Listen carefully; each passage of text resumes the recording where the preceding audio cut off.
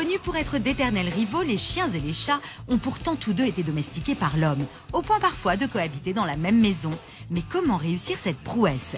Vous allez aussi découvrir deux races récentes de chats et de chiens, l'occasion de comprendre les grands principes de la domestication. Intéressons-nous maintenant à une race de chat étonnante, le Bengale. Rendez-vous chez Agnès Guéraud, éleveuse. Donc je vous présente Walker, notre étalon, qui a 3 ans, qui a eu 3 ans. En général, il sait qu'il est beau. Il le sait. On a vraiment l'impression d'un félin quand il marche. Et si Walker a une démarche et une apparence sauvage, c'est parce qu'il s'agit d'un Bengale. Cette race, créée aux États-Unis, est issue d'un croisement entre le chat léopard du Bengale, un petit félin sauvage d'Asie, et un chat domestique. C'est pourquoi sa robe s'apparente à celle du léopard. Mais alors, à part son look, a-t-il un caractère proche de la panthère ? On l'a sélectionné pour des histoires de beauté, parce qu'on a vraiment une petite panthère dans l'appartement, quoi, c'est magnifique.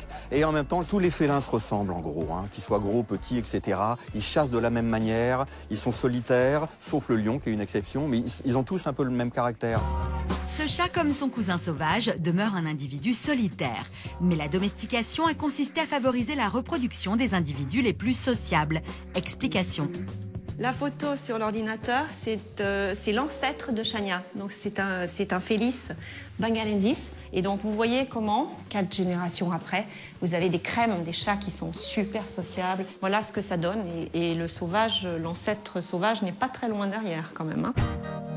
Au final, Walker est un chat solitaire, mais qui apprécie la compagnie des hommes.